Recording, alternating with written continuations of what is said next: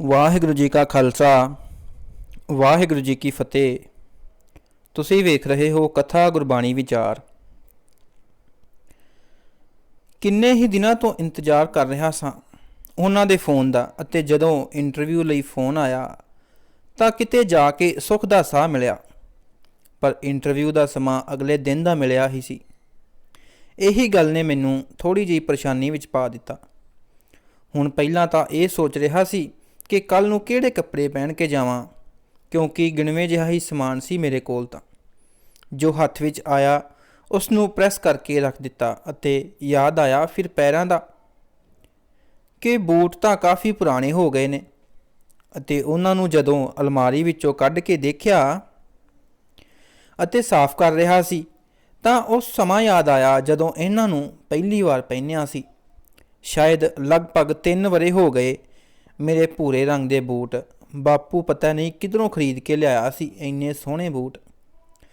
ਹਰ ਵਾਰ ਸੋਚਣਾ ਕਿ ਇੱਕ ਹੋਰ ਜੋੜੀ ਲੈ ਲਵਾਂ, ਪਰ ਘਰ ਦੇ ਖਰਚਿਆਂ ਵਿੱਚ ਵਾਰੀ ਹੀ ਨਹੀਂ ਆਈ।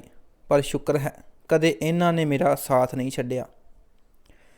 ਅਗਰ ਰੱਬ ਨੇ ਚਾਹਿਆ ਤਾਂ ਕੱਲ੍ਹ ਵਾਲੀ ਨੌਕਰੀ ਮੈਨੂੰ ਮਿਲ ਜਾਊਗੀ,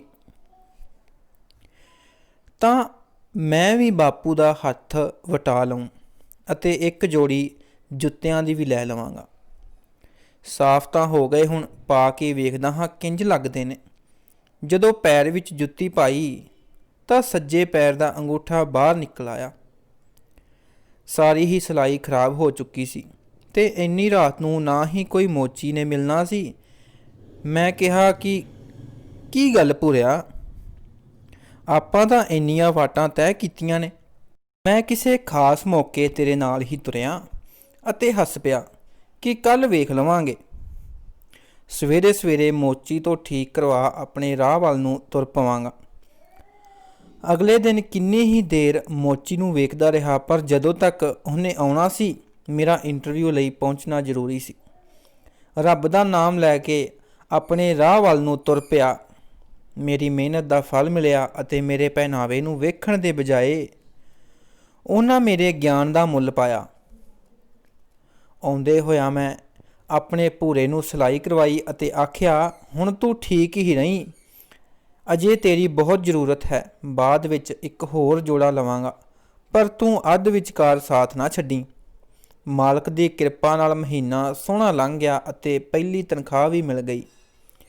ਸੋਚਿਆ ਘਰ ਆਉਂਦਿਆਂ ਇੱਕ ਜੁੱਤੀਆਂ ਦਾ ਜੋੜਾ ਖਰੀਦ ਜਾਵਾਂਗਾ, ਪਰ ਵਾਪਸੀ ਆਉਂਦਿਆਂ ਬੱਸ ਖਰਾਬ ਹੋ ਗਈ ਅਤੇ 15-20 ਕੁ ਮਿੰਟਾਂ ਦਾ ਰਾਹ ਲਈ ਮੈਂ ਪੈਦਲ ਚੱਲਣ ਦਾ ਹੀ ਸੋਚਿਆ ਕਿ ਜੁੱਤੀਆਂ ਦੀ ਦੁਕਾਨ ਕੋਲ ਹੀ ਹੈ।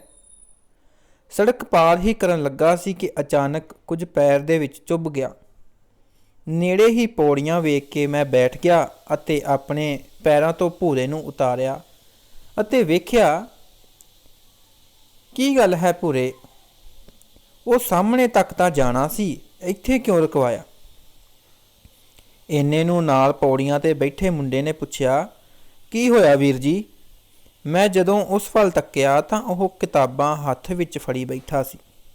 ਮੈਂ ਆਖਿਆ, ਕੁਝ ਨਹੀਂ ਨਿੱਕੇ, ਬਸ ਮੇਰੇ ਭੂਰੇ ਮਤਲਬ ਮੇਰੇ ਜੁੱਤੇ ਸਾਥ ਜਿਹਾ ਛੱਡਣ ਨੂੰ ਆਖਦੇ ਹਨ, ਪਰ ਵੇਖੀ ਮੈਂ ਇਹਨਾਂ ਨੂੰ ਇੰਜ ਕਰਨ ਨਹੀਂ ਦੇਣਾ। ਆਖਰ ਮੇਰੇ ਬਾਪੂ ਜੀ ਨੇ ਦਿੱਤੇ ਸੀ ਮੈਨੂੰ ਜਨਮ ਦਿਨ 'ਤੇ। ਮੇਰੀ ਗੱਲ ਸੁਣ। ਉਹ ਥੋੜ੍ਹਾ ਜਿਹਾ ਭਾਵੁਕ ਜਿਹਾ ਹੋ ਗਿਆ ਅਤੇ ਆਖਣ ਲੱਗਾ, ਬਿਲਕੁਲ ਵੀਰੇ, ਜਿਵੇਂ ਮੈਂ ਆਪਣੇ ਜੁੱਤਿਆਂ ਦਾ ਸਾਥ ਨਹੀਂ ਛੱਡਿਆ।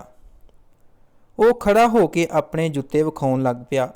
ਉਸਦੇ ਇੱਕ ਪੈਰ ਦੇ ਜੁੱਤੇ ਦਾ ਤਲਾ ਸਾਰਾ ਅਲੱਗ ਹੋਇਆ ਪਿਆ ਸੀ ਅਤੇ ਮੈਨੂੰ ਉਹਦਿਆਂ ਪੈਰਾਂ ਦੀਆਂ ਉਂਗਲਾਂ ਵਿਖਾਈ ਦੇ ਰਹੀਆਂ ਸਨ। ਇਉਂ ਜਾਪਦਾ ਸੀ ਕਿ ਕਿਸੇ ਸਮੇਂ ਉਹਨਾਂ ਦਾ ਰੰਗ ਕਾਲਾ ਹੋਵੇਗਾ, ਜੋ ਹੁਣ ਤੱਕ ਸਲੇਟੀ ਰੰਗ ਦੇ ਹੋ ਚੁੱਕੇ ਸਨ। ਆਪਣੇ ਪੈਰਾਂ ਵਿੱਚੋਂ ਖੁੱਭੀ ਉਸ ਸੂਲ ਨੂੰ ਕੱਢਦੇ ਹੋਏ ਮੈਂ ਉਸ ਬਾਰੇ ਜਾਣਨ ਦੀ ਕੋਸ਼ਿਸ਼ ਕਰ ਰਿਹਾ ਸੀ। ਉਸ ਨੇ ਆਖਿਆ, ਮੈਂ ਇੱਥੇ ਨਾਲ ਦੇ ਸਕੂਲ ਵਿੱਚ ਹੀ 7ਵੀਂ ਜਮਾਤ ਵਿੱਚ ਪੜ੍ਹਦਾ ਸੀ। ਬਾਪੂ ਜੀ 3 ਸਾਲ ਹੋ ਗਏ ਪਹਿਲਾਂ ਹੀ ਗੁਜ਼ਰ ਗਏ ਹਨ। ਮਾਂ ਘਰਾਂ ਦੇ ਨਿੱਕੇ ਮੋਟੇ ਕੰਮਕਾਰ ਸਾਡੇ ਘਰ ਦਾ ਖਰਚਾ ਚਲਾਉਂਦੀ ਹੈ। 2 ਭੈਣਾਂ ਦਾ ਮੈਂ ਇਕਲੌਤਾ ਭਰਾ ਹਾਂ। ਇਸ ਵਾਰ ਫੀਸ ਦਾ ਇੰਤਜ਼ਾਮ ਨਹੀਂ ਹੋ ਪਾਇਆ ਤਾਂ ਮੈਂ ਲੋਕਾਂ ਦੇ ਘਰ ਜਾ ਕੇ ਬੱਚਿਆਂ ਨੂੰ ਟਿਊਸ਼ਨ ਦੇ ਰਿਹਾ ਹਾਂ। ਉਹਦੀਆਂ ਗੱਲਾਂ ਸੁਣ ਮੈਂ ਹੈਰਾਨ ਜਿਹਾ ਰਹਿ ਗਿਆ। ਮੈਂ ਉਹਦੇ ਪੈਰਾਂ ਨੂੰ ਚੁੱਕ ਕੇ ਆਪਣੇ ਹੱਥਾਂ ਨਾਲ ਉਸ ਦਾ ਨਾਪ ਲਿਆ। ਸਾਹਮਣੇ ਵਾਲੀ ਦੁਕਾਨ ਤੋਂ ਉਸ ਲਈ ਜੁੱਤੀਆਂ ਦੀ ਜੋੜੀ ਲੈ ਆਇਆ ਅਤੇ ਜਦੋਂ ਦੇਣ ਲਈ ਹੱਥ ਵਧਾਇਆ ਤਾਂ ਉਸਨੇ ਲੈਣ ਤੋਂ ਸਾਫ਼ ਇਨਕਾਰ ਕਰਦੇ ਹੋਏ ਆਖਿਆ ਕਿ ਬਾਪੂ ਨੇ ਮੁਫਤ ਦੀ ਚੀਜ਼ ਲੈਣ ਤੋਂ ਮਨਾਹੀ ਕੀਤੀ ਸੀ। ਮੈਂ ਉਹਦੇ ਜਜ਼ਬੇ ਤੋਂ ਬਹੁਤ ਹੈਰਾਨ ਸੀ।